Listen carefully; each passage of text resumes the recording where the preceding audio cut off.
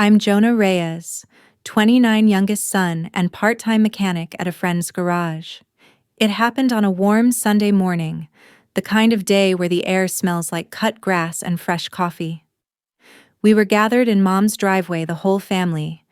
Balloons were tied sloppily to the gate. A fold-out table sat crooked on the grass, and someone had dragged out Dad's old lawn chairs, still stained with motor oil from the years he used them while fixing engines. It was supposed to be a small memorial, 6 months after Dad passed.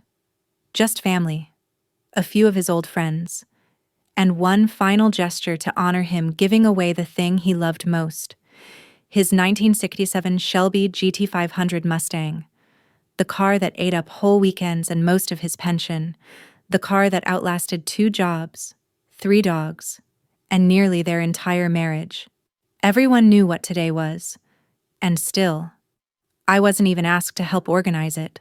I stood near the side of the house, leaning against the porch rail, hands still dry and cracked from last night's engine work. No one had said much to me since I got there. Mom barely looked at me when I arrived. That's when she clapped her hands, calling out to the crowd like a game show host revealing a prize. "All right, everyone." She smiled, proud and a little teary. "It's time." From the garage. She pulled the cover off the Mustang. The light hit the chrome, and gasps went around the lawn like a ripple. It still looked brand new, deep blue body, white racing stripes, red leather interior, clean enough to eat off of. She turned toward my older brother. "Marcus, your father would have wanted you to have this, honey," she said. Marcus blinked. "Me." She nodded. "He always said you were the responsible one, and you're starting a family now. You need something stable." People clapped. Some cheered. I didn't. My fingers curled into my palm. I swallowed. The smell of engine oil on the Mustang's hood drifted over like a joke. I was the one who kept it running the last 3 years. Dad couldn't handle the torque anymore, so I'd changed the belts, flushed the fluids, adjusted the carburetor. My fingerprints were still under the hood, but I stayed silent. "Jonah," someone said. I turned. It was Aunt Rosa, holding out a rusted old cruiser bicycle, no gears, flat tires, and a chain that hadn't moved since Clinton was president. "Your mom thought you'd like something too. This used to be your dad's when he was a kid." I blinked at it. I actually laughed. I didn't mean to, it just slipped out. The sound was brittle. Rosa tilted her head like she didn't understand. "It's vintage." The crowd had already moved back toward the car. They were taking photos with Marcus, who was revving the engine now. Mom clapped and leaned in for a selfie. Nobody looked at me. Aunt Rosa patted my shoulder and walked off. I stood alone next to the crooked bike. If you've ever stood in the middle of your own family and felt like a ghost, just drop a comment or tell me where you're tuning in from. And hey, if you've ever been given a broken bike while someone else got a classic car, hit like, you're not alone. I was about to leave quietly. I started rolling the bike down the sidewalk, the back tire dragging and squeaking against the concrete. Then a black SUV pulled up and parked right in front of the house. The driver stepped out, wearing polished shoes, pressed slacks, and a collared shirt that looked like it cost more than my rent. His sunglasses were mirrored, and when he took them off, he looked straight at me, not Marcus, not Mom. "Me. Excuse me," he said, voice even. "Are you Jonah Reyes?" I hesitated. "Yeah." He smiled, reaching into his coat. "I represent a private collector in Monterey. He's been trying to track down the builder of this engine." He tapped a folder, specifically the hands that restored the '67 Shelby with the modified Holly carburetor and custom dual exhaust system. He handed me a photo. It was the Mustang, with the hood open, the engine, my work, my initials, scratched onto the inner valve cap with a pin. The collector's rep nodded. "He's prepared to make an offer. Not on the car. On the builder. Behind me. The engine cut off. I turned. Every face had gone still. The applause had stopped. And they were all staring at me now. The silence clung to the air like a fog. It wasn't just shock. It was recalibration. For a moment. Every single one of them. My family. The people who had laughed, ignored, and dismissed me were trying to reframe who I was in real time. I stood there with my hands still on the bike's cracked rubber handlebars, unsure what to say. The collector's rep stepped closer. We traced your signature work from a forum post. Something about the way the sound was tuned on the idol. It's poetic. You're self-taught? I nodded. My mouth opened, but no words came out. He extended a sleek business card. We'd like to fly you out for a private consultation. My employer doesn't usually deal with anyone directly, but in this case, he's made an exception. Aunt Rosa's voice cracked from the side. Wait. So you mean he did all that himself? That's not Marcus's work. The rep looked confused. Marcus, no. We're not here for the owner. We're here for the mechanic. That was the moment I saw Mom's face shift. Her hands were still mid-clap, as if she hadn't processed what had just been said. Marcus turned from the driver's seat, the keys still in his hand, staring blankly in my direction. I let go of the bike. It tipped sideways onto the lawn with a dull clank. For the first time that day, I walked forward. Do you want to see the rest of my builds? I asked. The man smiled. We'd be honored. I led him down the side alley of the house, where my small shed-turned garage sat hidden behind a drooping mulberry tree. Nobody from the party followed, not at first. It wasn't until I flipped the latch and swung the doors open that I heard footsteps behind me. Inside was my world. Not shiny, not grand, but precise. Engines in various stages of disassembly lined the pegboard walls. Each socket and wrench had its place. On the far end was a 1971 El Camino I'd been rebuilding from a shell for the last 2 years. No one in the family had ever bothered to look at it. It was just Jonah's little hobby.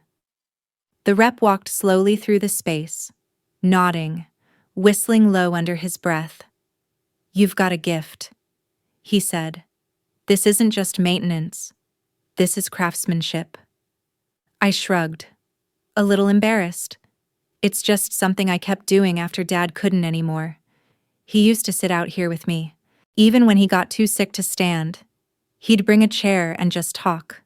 Tell me what he used to race, what he would have done different. I listened. Behind me. Marcus finally spoke. Wait. Dad was out here with you. I turned. Every weekend. For the last 2 years. His mouth tightened. Mom's voice was closer now. Brittle. You never said anything. I met her eyes. You never asked. The rep cleared his throat. Jonah, we'll be in touch. I'd like to arrange shipping for one of your modified blocks for assessment, with your permission, and my employer would like to speak with you directly. If you're open to that. I nodded. Yeah. I'd like that. He gave a polite nod to the others who had awkwardly gathered near the shed entrance, then made his way back toward the street, pulling out his phone. That left just me, Marcus, and Mom, standing in the doorway of a place they had never once stepped into. Marcus looked around. I didn't know any of this was here. I let out a quiet breath. I did ask. A few times. He ran a hand over the hood of the El Camino. You always kept to yourself. You were always, I don't know, different. I wasn't trying to be. I picked up a small rag and wiped grease off my fingers. I was just trying to keep something of him alive. I thought maybe if I could understand his machines, I'd understand him. He nodded slowly. You did. Mom lingered in the doorway. Her arms were crossed. Your father never mentioned all this. Maybe he did, I said softly. But you didn't hear it. She blinked. I turned back to my bench and adjusted one of the torque wrenches. The click it made was comforting, familiar. She stepped forward, hesitating near a wall of hanging tools. He loved that car. You know, I know. He loved you too. I didn't say anything. She looked around again, more carefully this time. I should have come out here sooner. I gave a small nod. Yeah, you should have. Marcus cleared his throat. So, what happens now? I looked at him. You've got the car. You're the one they all came to clap for. He looked like he wanted to hand me the keys right then. It's yours if you want it. I shook my head. It was his. It doesn't need to be mine. He frowned. But you're the responsible one. Right. I smiled faintly. So keep it safe. His hand dropped to his side. Outside. I heard the SUV pull away. The sound faded down the street until it was gone. Mom ran a finger down the edge of a model engine I'd been carving from scrap. You're going to leave, aren't you? I glanced at her. I don't know yet. She was quiet for a long time. When she finally left the shed, she touched my arm once, gently, like she was learning how, the way you might approach a stranger who looked a little too familiar. Marcus lingered a moment longer. Hey, he said, if you ever need someone to help you pack up for Monterey, let me know. I gave a tired smile. Thanks. After they left, I stayed in the shed. The sun began to shift.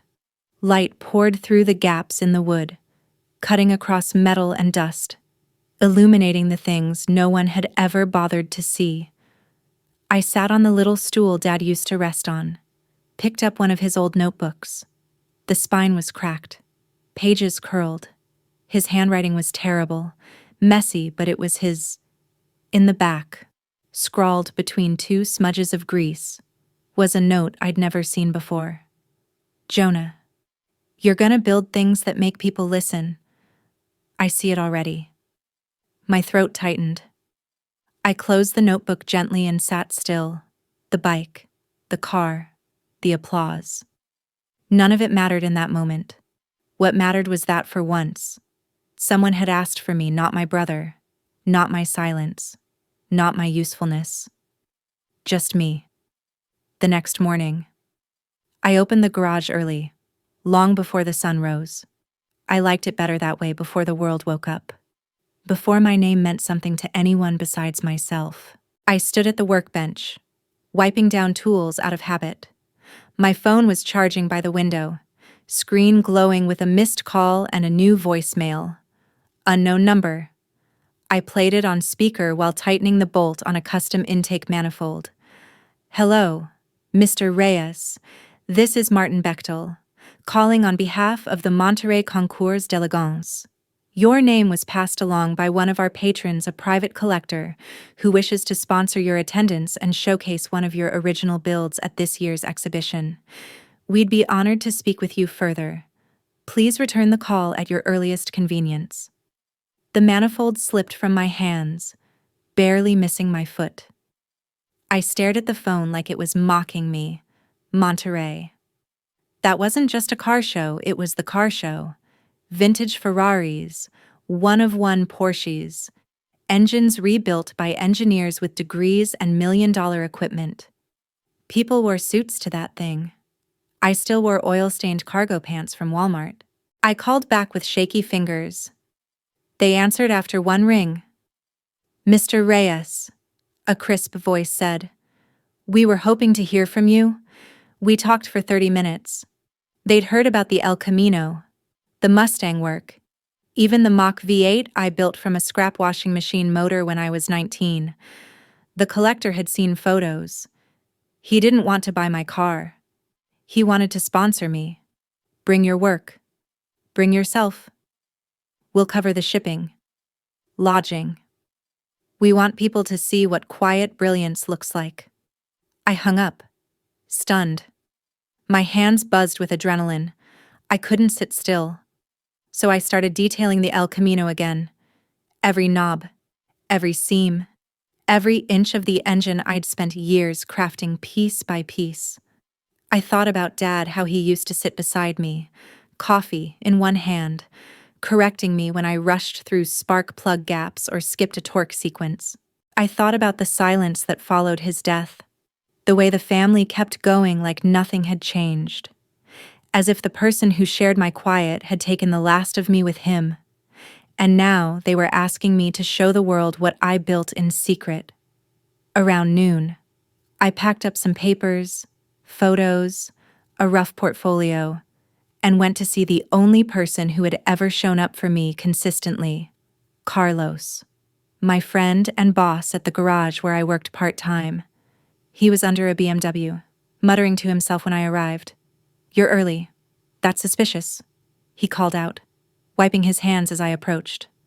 "I got invited to Monterey," I said. He paused mid-wipe.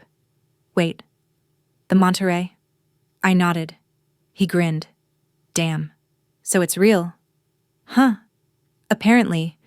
He clapped me on the back. "You taking the Camino?" "Yeah. They want to ship it in. All expenses covered." His face changed for a second, a flicker of something I couldn't tell if it was pride or worry. "You need to do this, Jonah. You've been hiding too long." I looked down. "I don't know if I'm ready." "You've been ready," he said, voice suddenly firm. "You've just been waiting for someone else to say it first." We talked about logistics, getting time off, and prepping the car. He offered me a clean bay for the week so I could get it pristine. That evening, as I was pulling into the driveway with a fresh polish kit, Marcus was there leaning against the Mustang, arms crossed. I parked, stepped out. He raised his hand in greeting. Hey, I heard about Monterey," he said. "Word gets around?" He smirked. "Mom told the whole neighborhood. I think she called your 5th-grade teacher." I laughed once, then sat on the edge of the porch steps. "Feels weird." "Why?" "Because I didn't think anyone was ever going to care." He sat next to me. I cared. I just didn't know how to say it without sounding like a jerk. I turned to him. "You weren't the jerk. You were just the one who got picked." He went quiet. Then, "That Mustang. You should take it. Sell it. Build something bigger. Something yours." I shook my head. "I don't need it. It's always going to be Dad's." He nodded. He would have been proud. "You know." I didn't reply. I wasn't ready to open that box yet. The next few days blurred into work. I cleaned every corner of the Camino, rebuilt the brakes just to be sure, and even reupholstered the interior. Carlos helped me wrap it for shipping. When the transport truck pulled into the neighborhood, half the block came out to watch. Neighbors I hadn't spoken to in years asked if I was really going to California. Mom watched from the porch. She didn't say much, just stared, like she was trying to reconcile the boy who played with Matchbox cars with the man who was now shipping out a classic he'd built from scratch. As the driver closed the truck's rear doors, he turned to me. "She's gorgeous. You make this yourself piece by piece." He nodded in admiration. "You're gonna turn heads." When they pulled away, I suddenly felt lighter, like some invisible weight had unhooked itself from my ribs.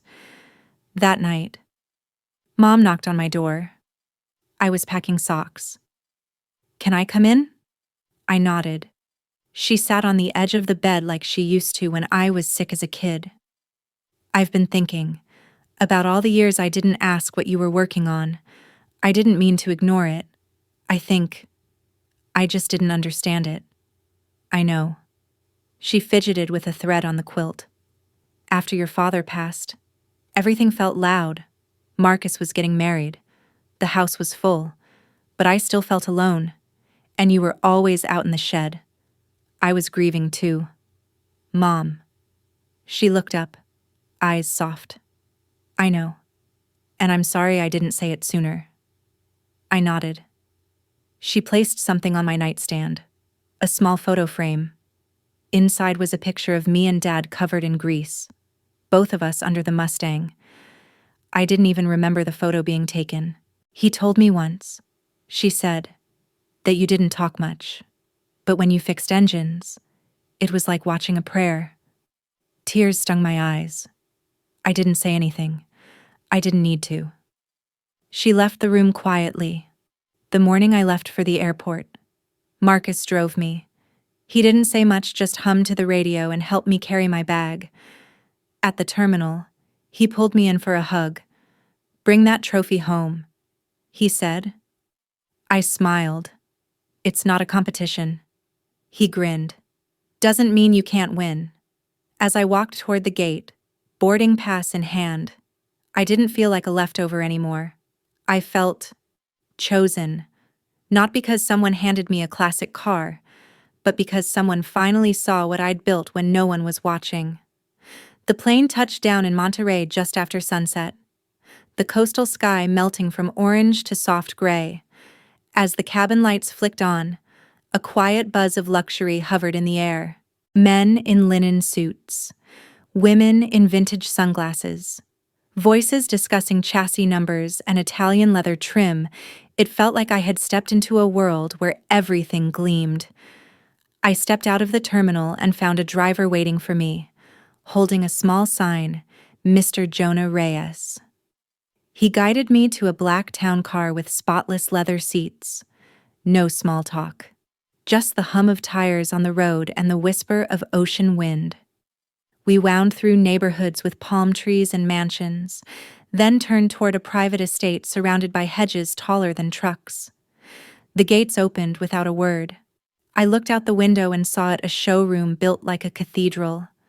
Glass walls, spotlights on rotating platforms, gleaming machines that I'd only ever seen in car history books. Duesenbergs, Bugattis, early Lotus racers, and then, off to the side, a wooden bay, modest and warm. That's where they had parked my El Camino.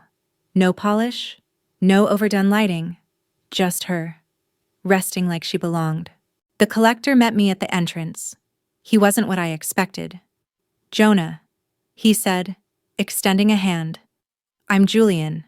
He looked maybe mid-60s, simple gray sweater, dark slacks, no watch, no jewelry.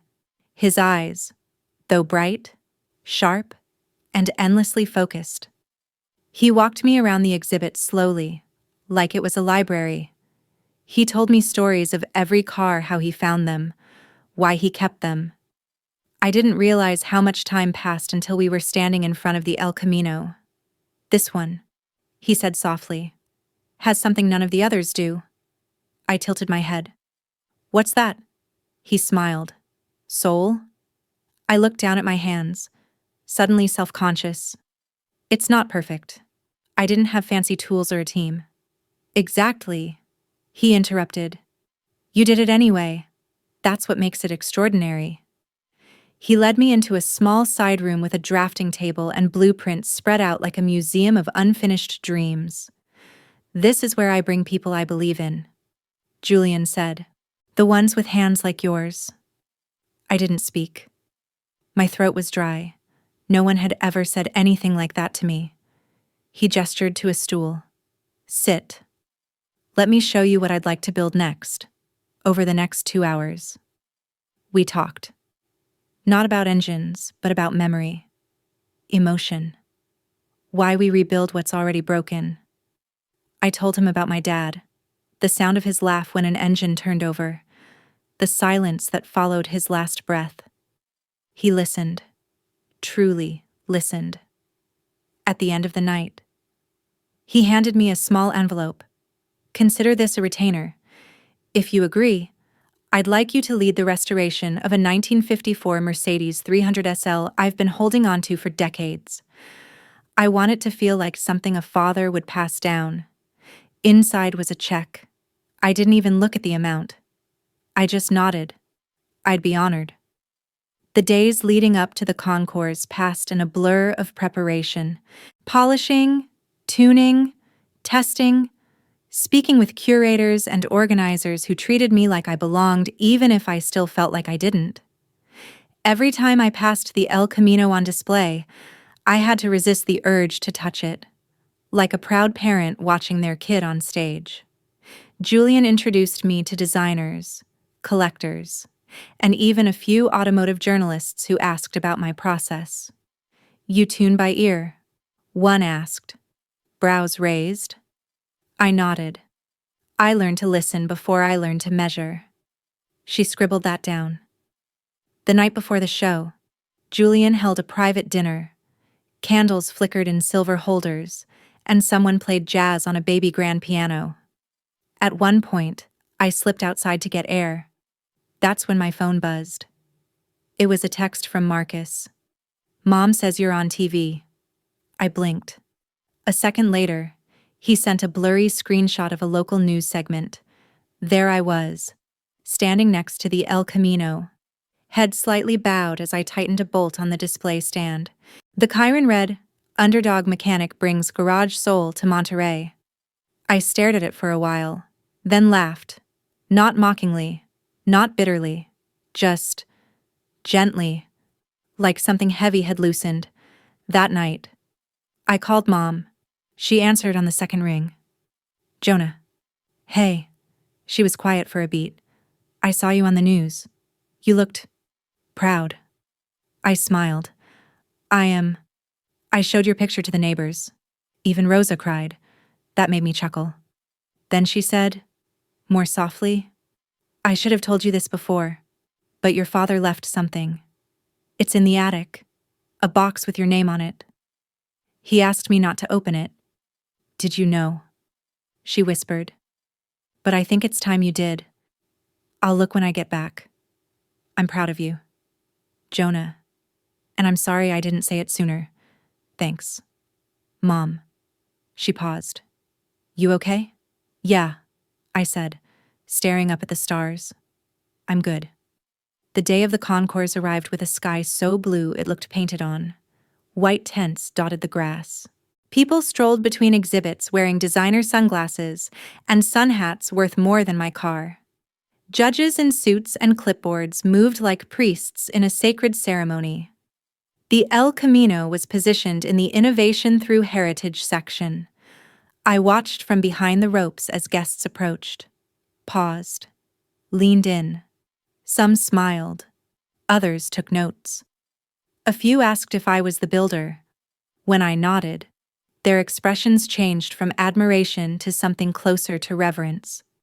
One man in a tailored blazer leaned in and said, "There's nothing pretentious about this car. It's honest." And that word stuck with me all day. Honest. I didn't build it to impress anyone. I built it because I needed something to hold on to. And somehow, that became enough.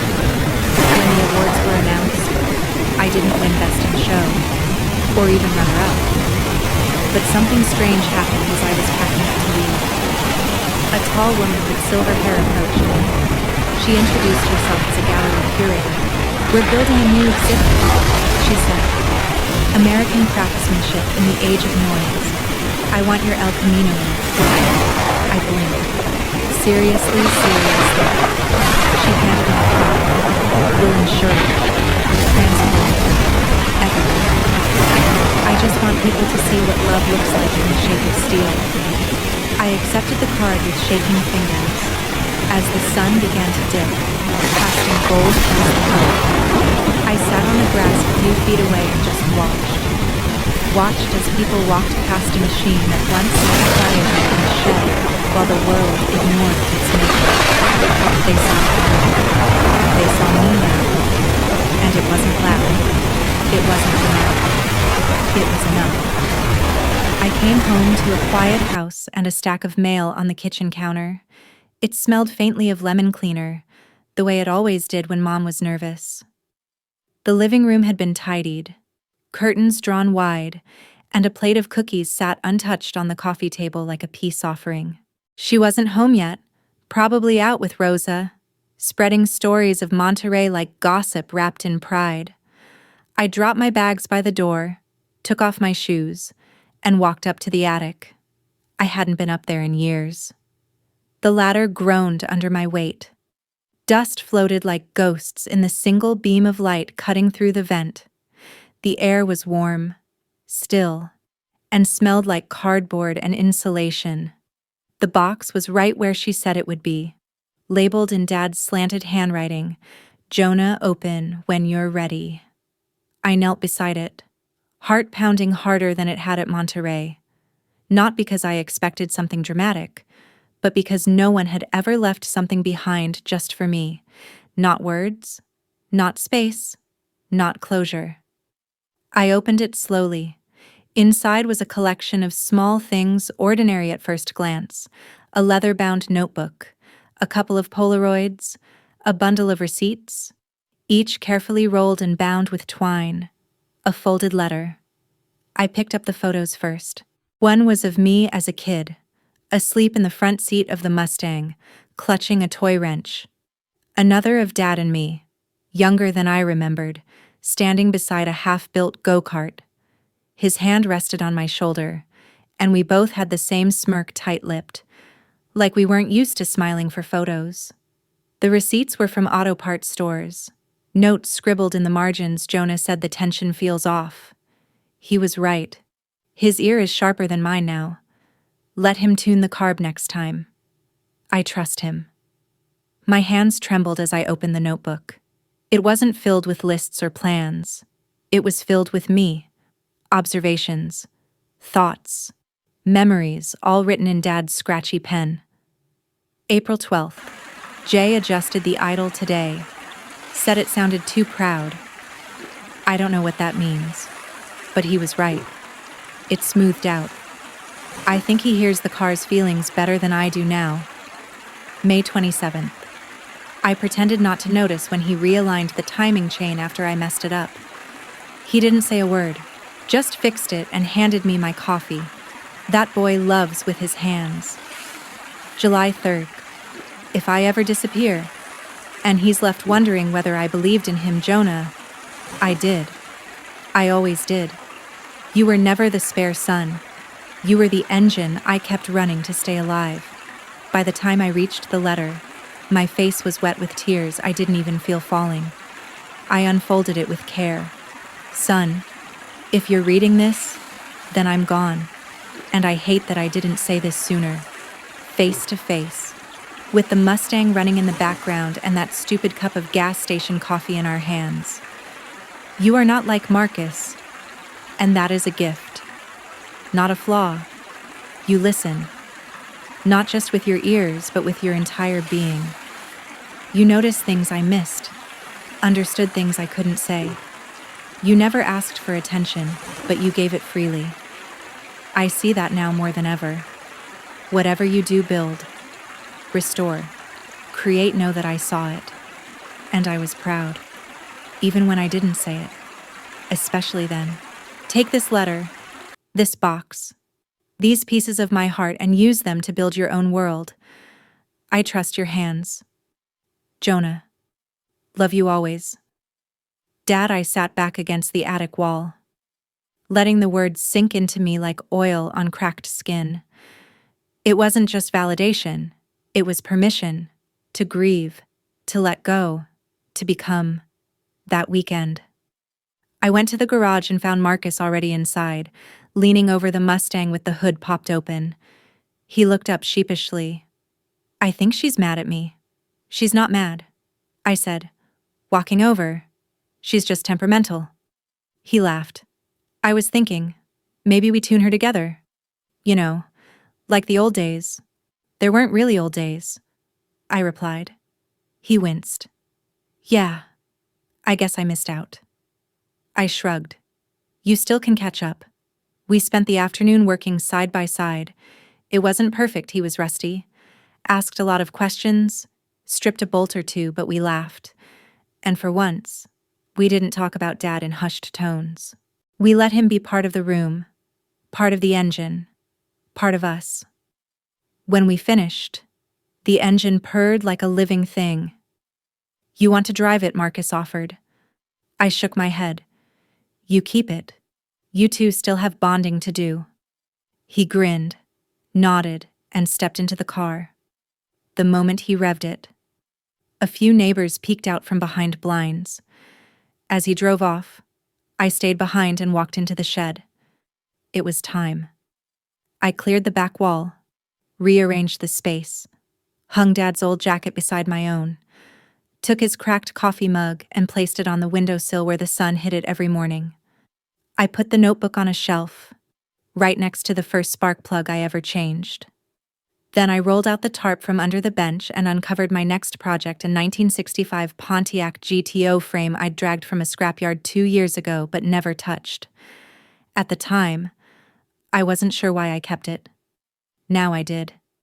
It would be mine from the ground up. No one else's blueprint. No ghost of expectation. Just me, the metal, and the memory of my father's faith. I pulled on my gloves, picked up a socket wrench, and turned the first bolt. The sound echoed in the quiet, and it felt like music.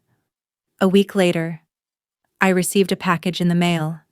No return address. Inside was a plaque, engraved in clean, silver script, Jonah Reyes Soul Builder. 2025 Concours Recognition Award.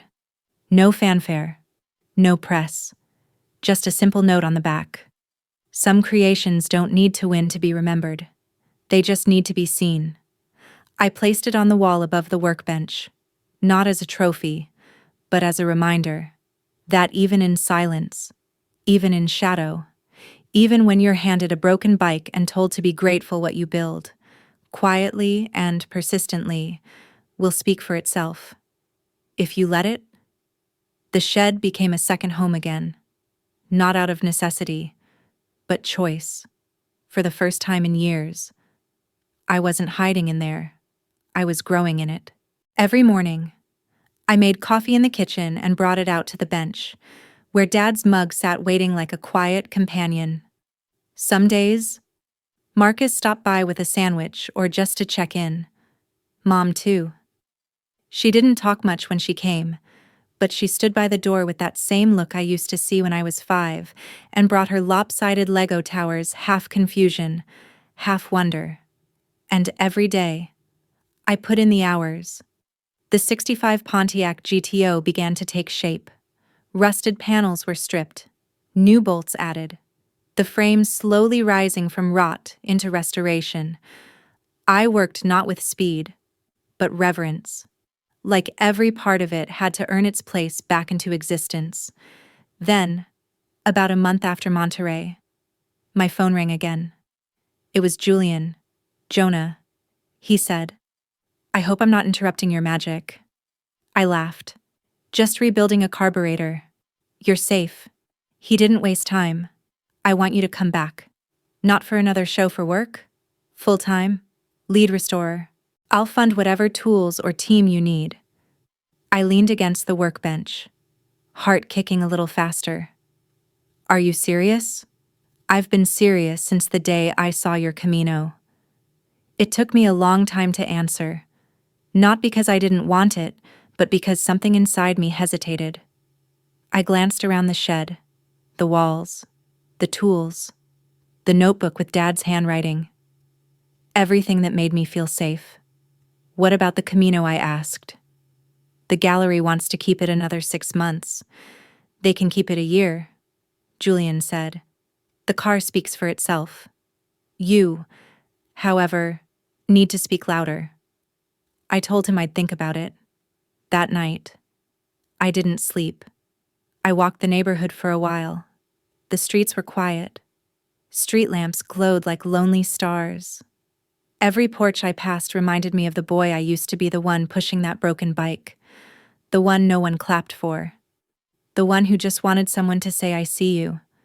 And now they all did. I just didn't know if I wanted to leave this new attention or grow into it. I went back home and sat in the shed, door wide open, letting the night air in.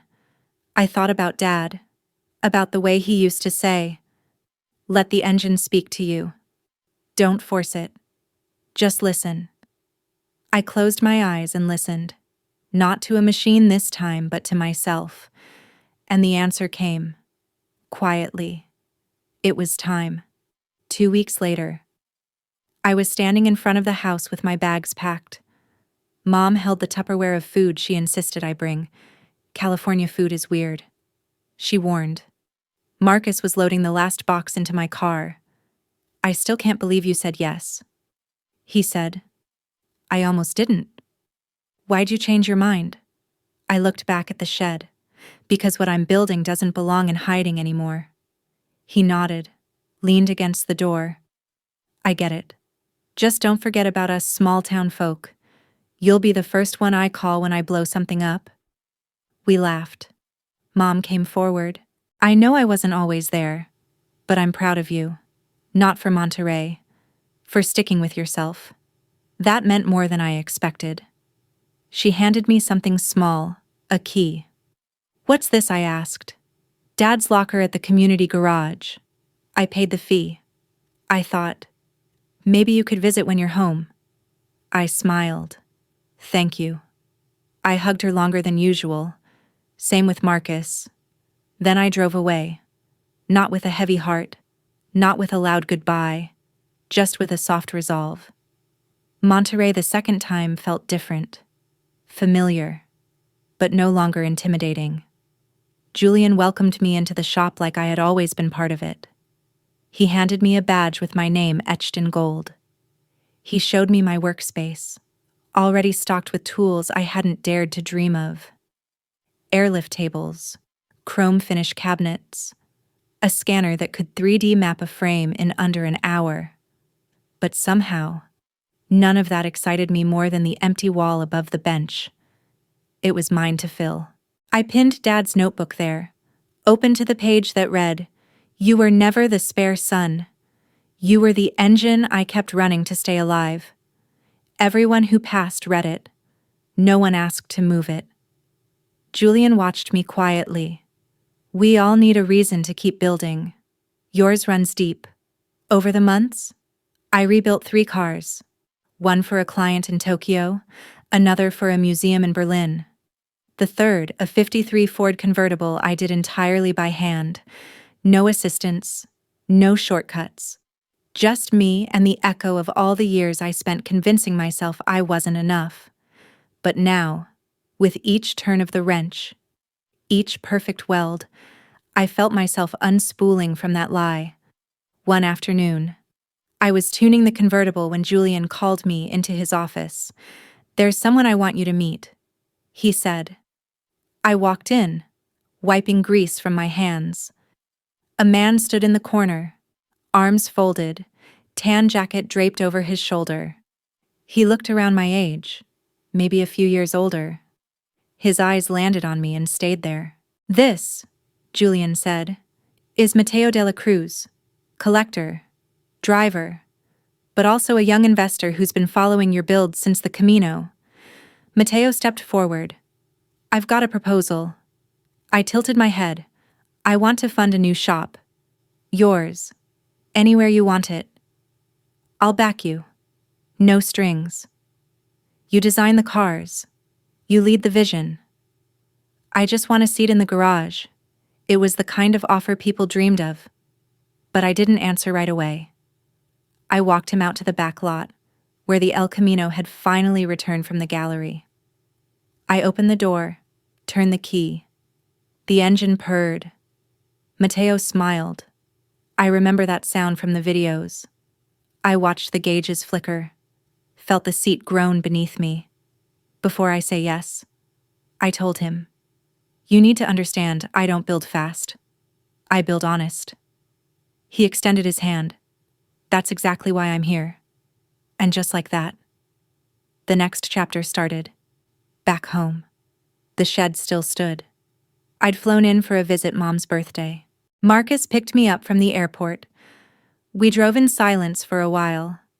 Just comfortable. No need to fill it. He parked by the curb. I walked toward the shed, opened the door. It smelled the same. Dust, steel, sunlight. I sat on the stool, ran my hand across the workbench. There was nothing left to prove, just work to be done. I looked around one last time before I left, not because I was saying goodbye, but because I finally knew who I was when I walked out. I didn't open my new shop right away. Instead, I traveled. Mateo arranged visits to other restorers, museums, even scrapyards across Europe and South America. Find the stories first, he said, then build the cars. I didn't know how much I needed that time to see how others worked, how other hands shaped steel and silence into movement. In Spain, I stood in a garage carved into a mountainside, where an old man used molten sand to shape engine blocks. He said nothing for hours. Just worked while the wind howled through the stone. At the end of the day, he handed me a rough casting, blackened with soot.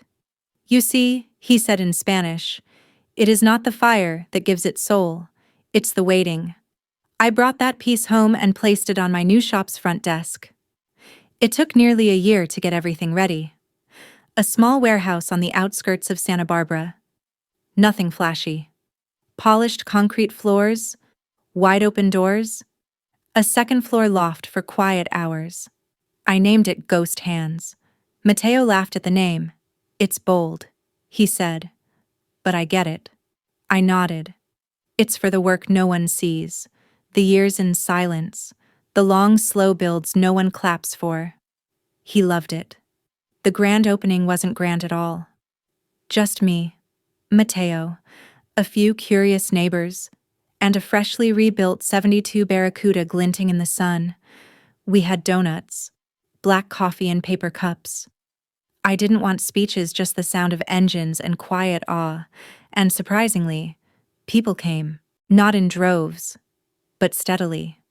Clients who weren't looking for speed, but legacy. One man brought in his grandfather's rusted Triumph. Another, a totaled Corvette he said never stopped feeling like home. Every car came with a story. Every story required listening. And listening had always been my thing. I hired slow, carefully, a fabricator who used to build metal sculptures for museums, a kid just out of trade school who rebuilt his dad's motorcycle with no manuals and one working eye, an upholsterer who said she stitched grief into the seams of every seat she restored. We weren't fast, but we were deliberate. Months passed like a quiet engine warming in winter. One day, as I was tuning the idle on a client's rebuilt Studebaker, a familiar sound pulled up outside. The Mustang. Marcus. He stepped out wearing aviators and a sheepish grin. Thought I'd finally see what all the noise or lack of it was about. I grinned and wiped my hands. You drove all the way? Mom said you were too busy to answer your phone. I've been in it. He looked around. This place is you. Feels like it. He walked slowly, running his fingers along the fender of the Studebaker. Dad would have loved this. I hope so. He glanced at me. You ever open the locker? I raised an eyebrow. From the garage back home? He nodded. I forgot I even had the key. He dug into his pocket and tossed it to me. I cleaned it out last week. Thought you should see what was inside. It was a small gesture, but somehow, it felt like closing a loop. We went together the next morning, flew back, landed quietly, and drove straight to the old garage. The building was mostly empty now, just a few cars, some old posters curling off the walls. The locker was in the far back, untouched. The key clicked. The door creaked open. Inside, a blanket, an oil-stained notebook, a cassette recorder, and a small metal box. I opened the recorder first. The tape inside was labeled, "Jonah, do not erase." I hit play. Static crackled. Then Dad's voice, low and uncertain. Okay. I don't really know how to start this. Kid, you're probably older now, maybe even older than I was when I started fixing engines. If you're hearing this, it means you stuck with it. That alone makes me proud. There were things I should have said, times I should have hugged you harder, moments I missed. But I saw you, Jonah, every late night, every stubborn silence, Every busted knuckle you hid under the dinner table. You didn't need to be loud to be heard. I just needed to listen better. Anyway, I left you something. It's not much, but it's yours. Do whatever the hell you want with it. Just don't stop building. The tape clicked off. I opened the small metal box. Inside was a folded photo of him, probably in his 20s, standing in front of an early Dodge Charger, grin wide, arms covered in grease. Tucked behind it was a check, a cashier's check, made out to me. $25,000. My mouth went dry. Marcus stared. He saved that must have hidden it before he got sick. A note was taped to the back seed money. For your shop. Took it out of the car fund. Sorry. Mustang. I laughed through the tears. It wasn't about the money. It was about the fact that even in his last years, Dad was planning for a version of me I hadn't yet become, and believing I would. When we got back to Santa Barbara, I placed the cassette recorder on the shop's front counter, not to play it again, just to remember. A few weeks later, something unexpected happened. The Monterey organizers called again. Jonah. They said, "We're not calling about a car?" I paused. Then what? We'd like you to speak.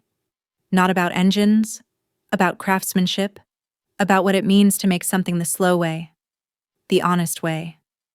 I hesitated. People listen to you, the woman said. You just don't speak very often. I said yes, not because I liked talking, but because maybe someone in that audience would hear what I had needed to hear when I was younger, that being overlooked doesn't mean being unworthy, that you can carry pain quietly and still build something magnificent from it. At the event, I stood in front of a small audience. No notes, no PowerPoint, just a photo of the El Camino on the screen behind me, and I spoke, slowly, simply. About the first time I fixed a spark plug. About the bike I got when my brother got the car. About building something no one saw until they did. People clapped. Some even cried. But afterward, a boy around 15 approached me. Grease on his jeans. A wrench poking out of his backpack. Do you think I could ever do what you do? He asked. I smiled. You already are. He grinned. Even if my family doesn't care. Especially then? I said. He nodded and walked away. I stood there alone for a while, listening to the silence after the applause. It sounded like peace, like memory, like the start of something else. The boy from Monterey emailed me 2 days later. His name was Eli. He lived with his aunt, had been teaching himself engine repair from old manuals and YouTube clips. His message was full of polite over-apologies and one quiet question at the bottom. Would it be okay if I sent you a photo of something I'm working on? I wrote back. Send it. And don't apologize for being curious, that's where all good machines begin. He sent me a photo that night. A battered Honda Civic. Hood half off, engine bay halfway empty.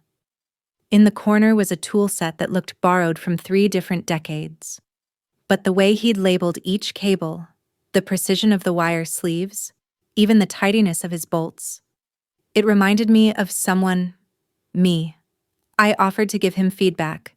We started writing every week. Then we moved to short phone calls. Eventually, I mailed him one of my torque wrenches, engraved with the word, listen. His reaction, he cried, said no one had ever trusted him with anything that real before. And just like that, something new began to take root. A different kind of legacy. Mateo noticed the shift. One morning he showed up with a proposal printed in a leather-bound folder. This is a teaching program, he said. Not just one-on-one mentoring, workshops, internships, scholarships. We call it Ghost Hands Academy. I looked at him, eyebrows raised. Too dramatic. No, I said, flipping the page. It's perfect.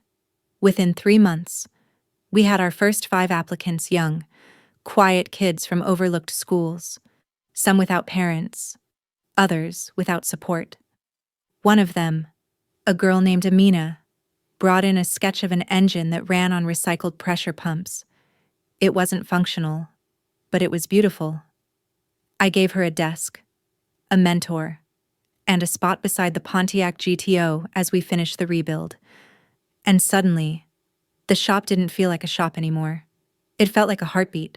A place where silence meant concentration, not shame. Where every mistake was a lesson, not a flaw. Where hands learned to make meaning through motion, every now and then. I'd find myself staying late, alone in the corner, watching them. Their chatter was low and warm. Someone always had music playing, usually old rock, sometimes jazz.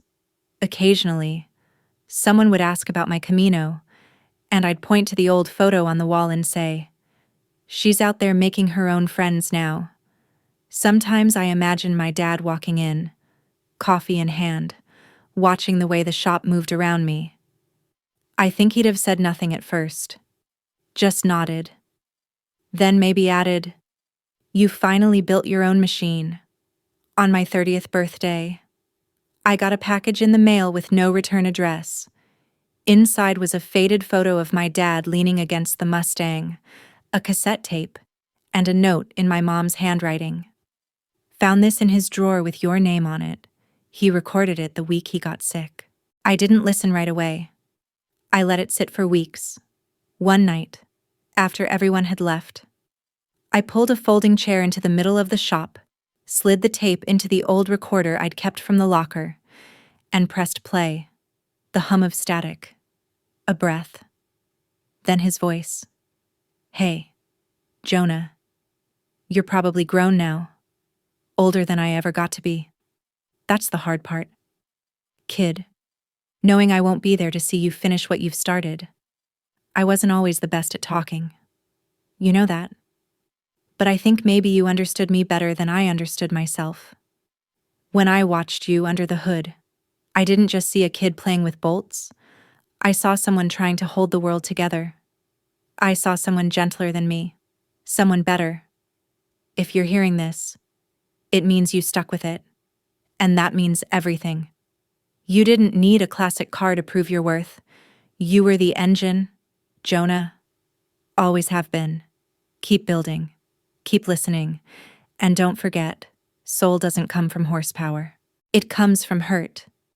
The tape clicked off. I sat still for a long time. The light above flickered softly, casting shadows across the floor like ribbons of memory.